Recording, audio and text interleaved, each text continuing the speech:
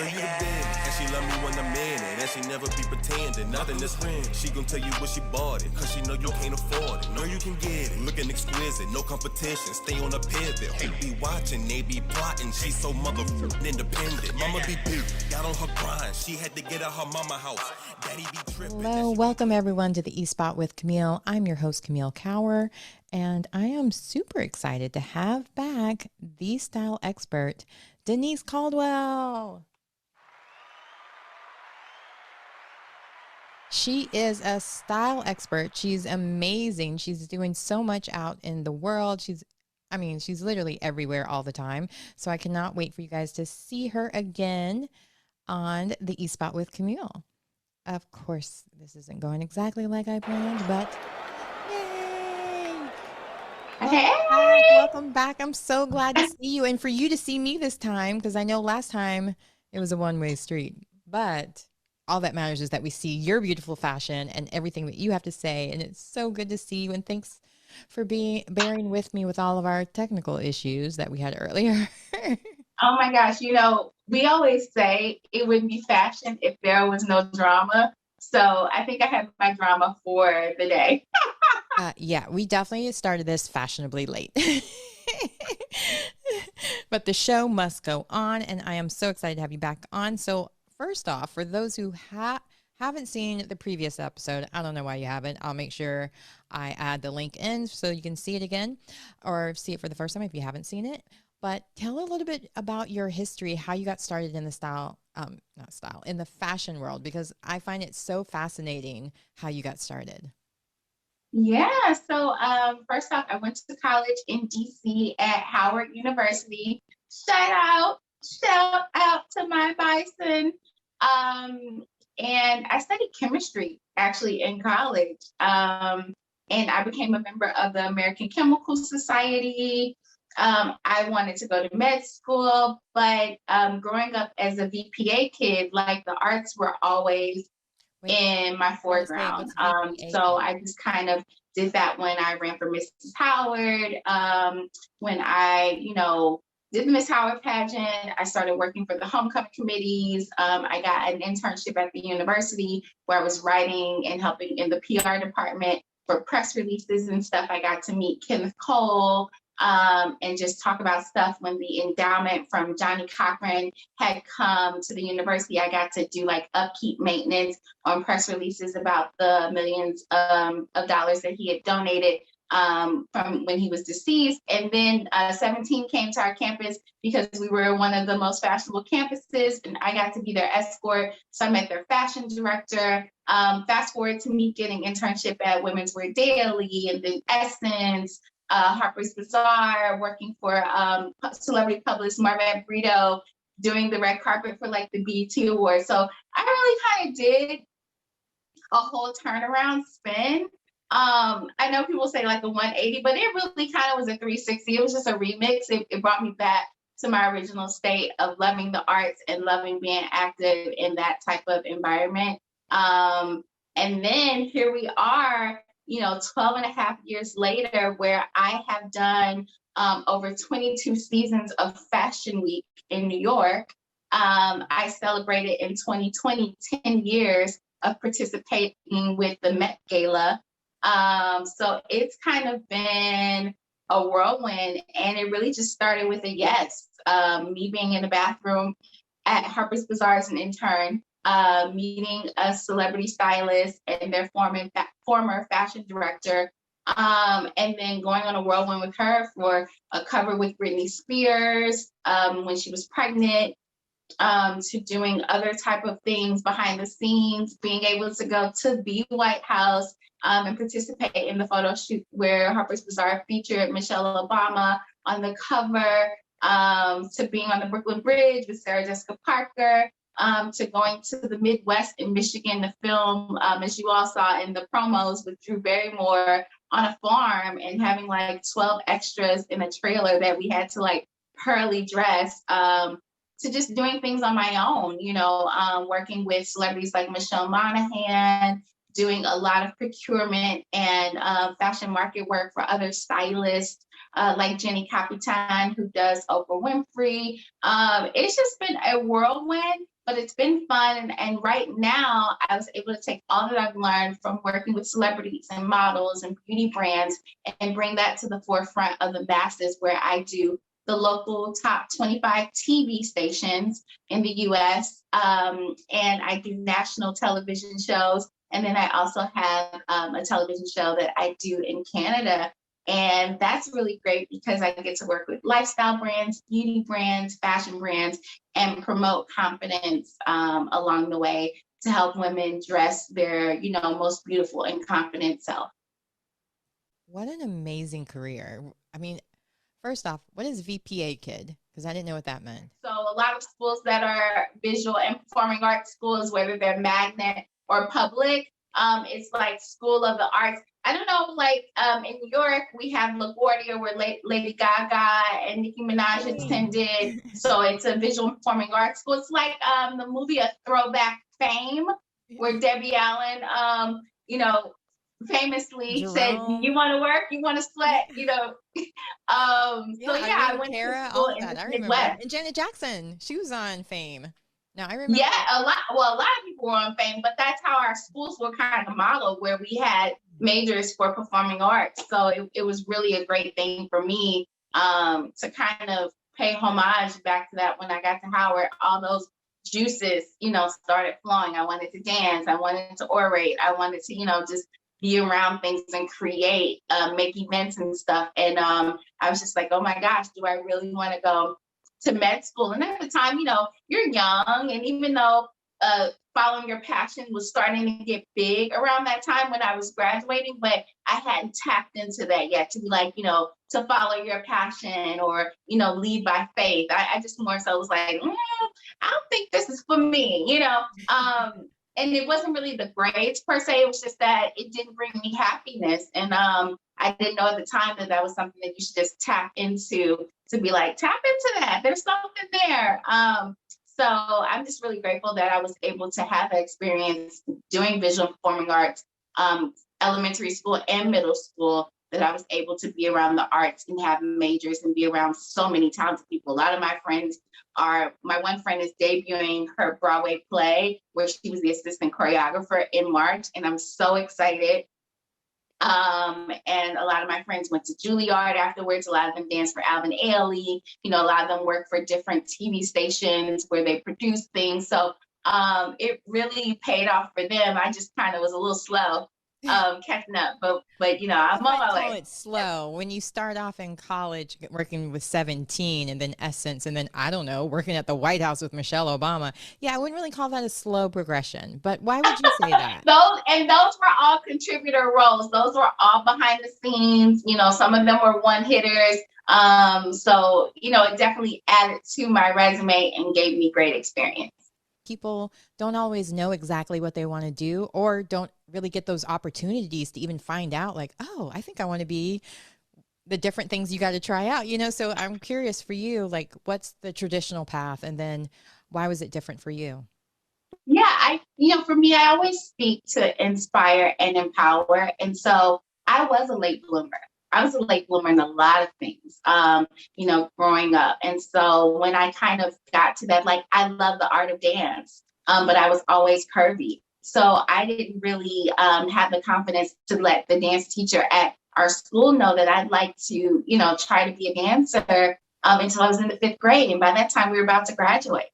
And so, but she gave me the opportunity. So for me, to inspire a person that's watching this and saying, well, I kind of understand what she's saying, I didn't really tap into it. I was always gregarious. I was always outspoken. I was always ambitious. I mean, in the 6th grade, I knew I wanted to go to Howard University. Like I vocalized it. And again, not knowing necessarily about how we know now about manifestation and, more faith. And, we believed in God in my family, but just even the power of prayer even more as I got older. So it's more so an inspiration thing to say, if you are a late bloomer, if you recognize, I kind of could have possibly did that earlier or made that decision earlier. That's more so my takeaway from it, because once I expressed in the 5th grade that I wanted to dance, when I went to middle school, I was able to dance. A dance teacher encouraged me with my weight, saying, okay, yes, you are a little bit chubbier than the other kids.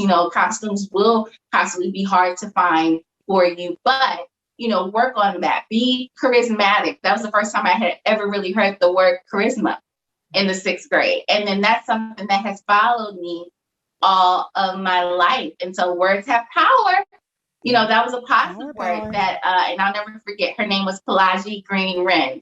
Pelagie said charisma, and that was something she spoke over me. And to this day, that is something that follows me all my life when we talk about my career, when we talk about conversation, even in my personal relationships. It may be something like, there's something about her. She's just charming, that girl. She is. I gotta keep her, so just those different things that they enjoy too. So of course, having that kind of personality on shoots where it may be very treacherous work, it may be long hours, or you may be in a farm in the middle of Michigan. Why not be stuck with somebody that makes it fun? So I get that. Like, charisma can get you a long way. Having a good personality can get you a long way. Of course, having the talent definitely helps as well. But I remember hearing when I first started or not necessarily first, because I started kind of, well, maybe it was a late bloomer for me because I was 13. But when I started in the film industry, I remember someone saying it's only like 10% talent, 80% of who you know and what you know, in that sense. So, it's like, at the same time, you got to have the personality, because those are long hours and nobody wants to be with someone that's just draining too. So, no, that's great. Now, exactly. It's like, yeah. Oh, I just go ahead. I guess there's a little delay.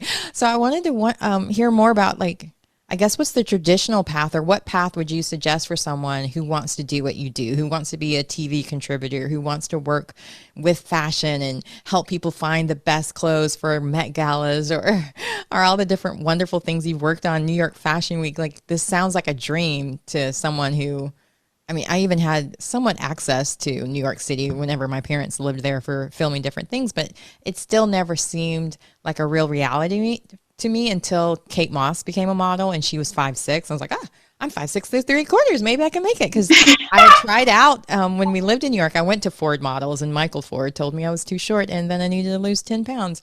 I never listened to him, obviously, but I realized, I guess editorial is not my world.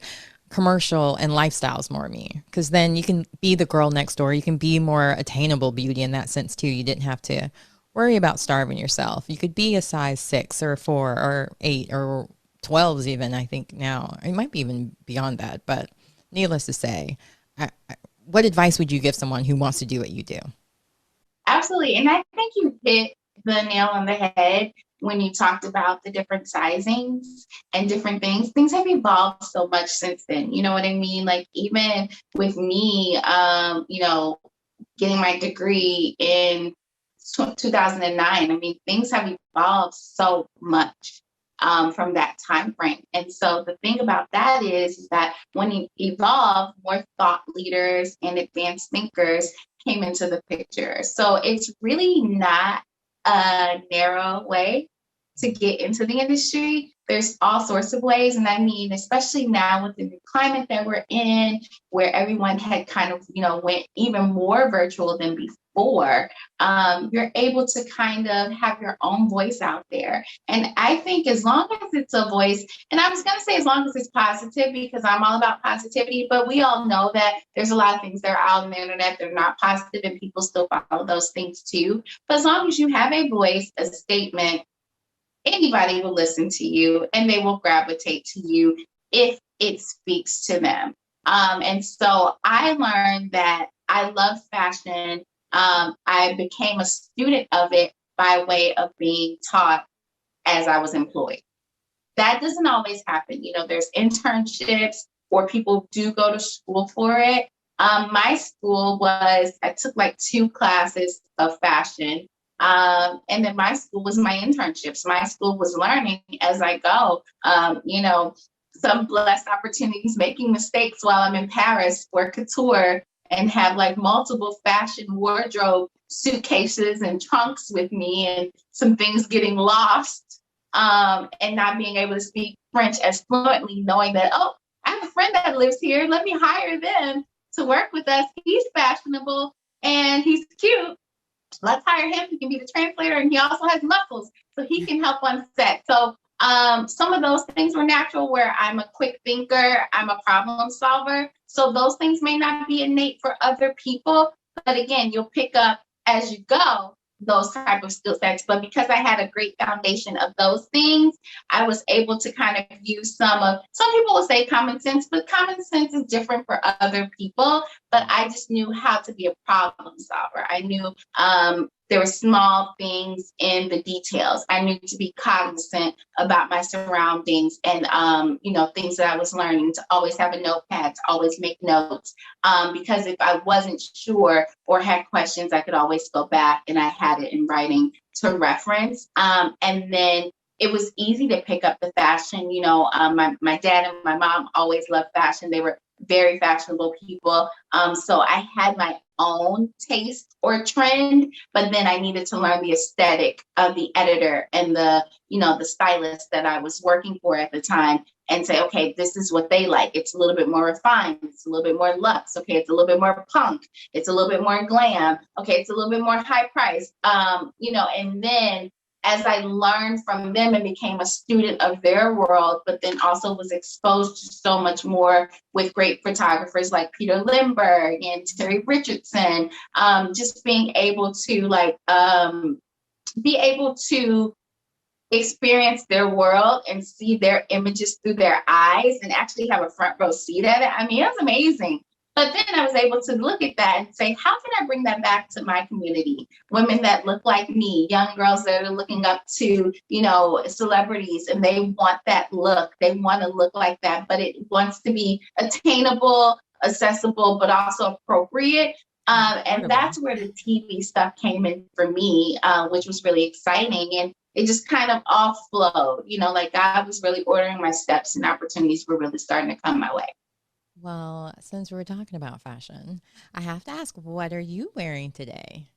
Oh, yeah. So I knew, because it's still February, Black History Month, I am wearing Black designer, Black-owned boutique, Adrienne Parker from Curvera.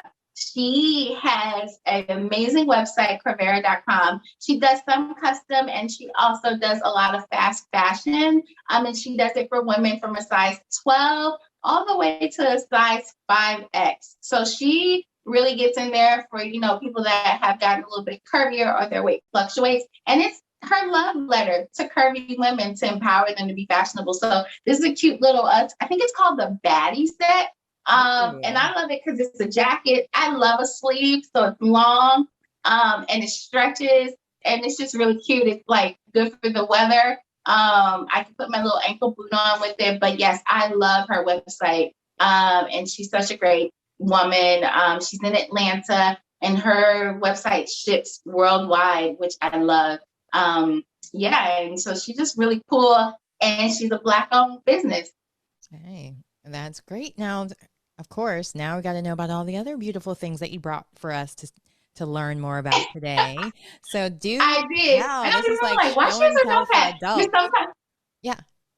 Exactly. It's so funny because I wrote down some stuff. I said, you know what? I know my girl is going to want to know the tea from New York Fashion Week. We are fresh off of it, and there was so many amazing, diverse highlights of fashion. Everything from Sergio Hudson was amazing, Laquan Smith. But even in the beauty realm, can we talk about Sergio Hudson just for 1 second? Because he brought back Beverly Johnson, and she looked stunning.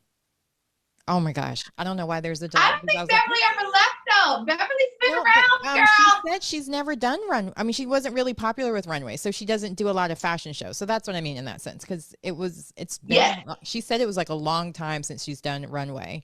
She's never left. You're right, because with a body like that, why would you? She looks amazing. And a face. Oh my, her face, everything about her is perfection, because she's sweet and just, anyway. when you said Sergio Hudson, I was like, Beverly Johnson. Yeah. So, Yes. sorry. Please continue. I want to say New York really, a lot of people were saying, we're back. New York was really back for Fashion Week. There were a lot of celebrities around, a lot of designers, pop-ups. Marc Jacobs did what we know Marc Jacobs brand to do, which is close out New York Fashion Week. He popped up and he did it. And that was really great. I mean, there's so many great things. And even like beauty-wise, I know you and I were talking, and there's this brand that's going to premiere on Shark Tank, and I love it. Alicia is the founder's name, but it's called Range Beauty. So I am all excited about her because she specializes in skin that has like eczema and if you're acne and stuff, but she's going to have different color ranges for women of color. So I'm super excited about that. I've been trying out Natalia M Beauty, which is really good. I love her logo. I don't know if you guys can see. Let's see. Yeah, there it goes. I like the packaging. And I have her lip on, which I love. So she does a lot of matte lipstick, and she also makes this most amazing mascara. She's a Black beauty-owned business. I think this was the year of like woman-centered brands, women-catered brands, whether it was created by a woman or if it was a love letter to a woman. It was just really something where people just really took the time to cater to women. And, specifically, I want to say women of color, especially Black women. I feel like this was that year where they were really paying homage, whether it was with your hair and with beauty. I mean, there have been so many brands like here, the eyeglass brand that I have, Vantele. This is a woman-owned brand, and Queen Latifah just wore their specs on the Equalizer show. And what I love about the eyeglass brand is that it's for people with broader features. So if you have a wider brim nose or your face is a little bit more rounder, and of course, those would mostly be people of color or some type of pigment. Yeah, I have these indents for my glasses for that exact reason. And they do prescription. Yeah. Yep, they do prescription, and they also do fashionable glasses. And it's gender fluid. I feel like that's the word I've been saying, like, for the last couple of months. I always want to say gender fluid, unisex. I mean, just different things. The hat brand, Wear Brims. They're doing a cool collection with Nordstrom for their caps. And so this is going to be good. And this is a business brand, Black owned, and they're guys. They went to HBCUs, and that's how they met as friends. And so Wear Brims is really great. They have the amazing fedoras, and again, gender fluid, so male and female. But I just love that the colors like really pop on there, which is great. But I mean, who doesn't love to put a nice cap on? So I'm really excited. It has like the leather detail, handbags. Of course, I got my Brandon Blackwood. He's selling at Nordstrom now, which is great. So all those times when they would sell out between him and Telfar, I'm excited about the new styles for Brandon Blackwood. And then the other brand that I have here, Adolophine, she is an amazing designer, and she does briefcases for men, and she also does great handbags, and she has these really amazing duffels that are made out of organic cloth from the Congo Republic as well. So that's something good. And a lot of her stuff goes to charity, but Adolophine is really high end. It's made really well. And I just love that one too. So those are a couple. And of course, I know you're a shoe girl. Tori Soudan, which is made out of Italy, but she is from Baltimore, Maryland. And she has a lot of luxury goods and shoes. So she has really great shoes. I love like her Julie boot. It has a graphic black and white print on there. Just really great. So there are a lot. I mean, there were a lot of highlights during Fashion Week, and there are a lot of Black-owned brands that are luxe. Some are accessible in price, but some, are high end. And I think that's where a lot of us were looking for. Like sometimes, you know, if we love everything from Target to Versace, but if we can find people that are making creative things, you know, and even if it's not so well a household name, you know, there's power in our spending, so we can make it that. But also, who loves when you go to brunch to hang out and you got some fly on and nobody's seen it before, and then you can put them on game? I mean, I should say drinks are on your friends, because then you tell them where to get it, and then if you have a code that they can get 10%, 20% off, hello. Okay. Wait, it sounds like you might have some codes you need to share with us. Exactly. I'm like, you got codes? Wait, you get a discount? Oh, okay. What's the discount? I mean, and it's not only helping the person out or your favorite blogger or social media influencer, because obviously that's a partnership that they have with the brand. So they're actually getting something as well, which is great. And then you're getting something cute and amazing that you can put on, you know, whether it's hair, makeup, or outfit, you know, or a cute accessory. So everybody's winning. Amen. And that's a church of fashion. So I want to make sure before I let you go, because you've already given so much time to me today, especially with the tech issues. And I know you are a busy girl that's always on TV. What do you think about spring? Like, what are your thoughts of colors or combinations or style? Like, what do you think is going to be the trends for spring?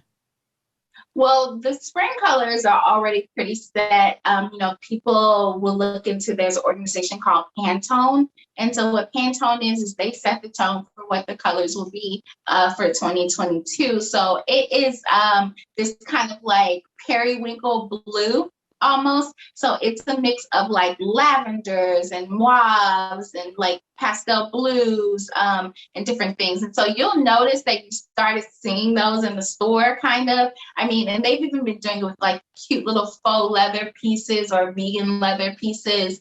So I'm excited to see how that actually translates on all skin tones. So I love when those type of colors are there, because you can't go wrong with pastels, you know, or subtle bright colors, because color is a mood booster. You know, I know we will go to our traditional black every now and then, or we'll just wear jeans, you know, in a cute little top. But if you have on something that is bright, that is vibrant in color, it really is a mood booster. It's a conversation starter. And it also brings like good hormones, pheromones to you when you wear it, you know, because if you're looking good and you're feeling good, then you can spread that goodness, you know, either doing good or making somebody else feel good. So I'm excited to see color. I'm loving all the vegan leather and the faux leather options there. I feel like feminine dressing is definitely coming back. So, you know, nice silk or satin materials, cotton that's mixed with other materials that will flow on the body. Because I feel like everybody's still trying to get their snap back from that COVID 20 or 15 or 10 or whatever. So it's just really great that we're able to have fabrics that stretch to the body and still will complement whatever your figure is at the moment. So I'm just really excited. And I love a good jean that has some nice little like distressed slits and stuff. I try not to buy stuff that has big holes in it.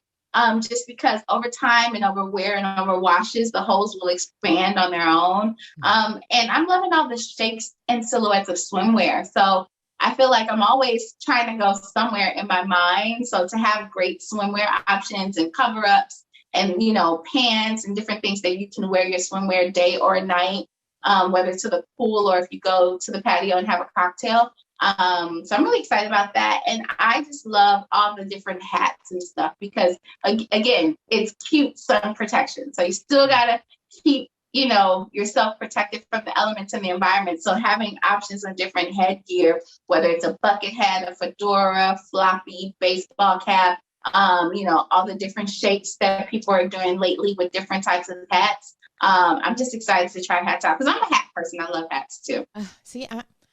So I have, how do I put it nicely? I have a bigger head than the average person a lot of times. No, you just have to. So, I have a trick for you.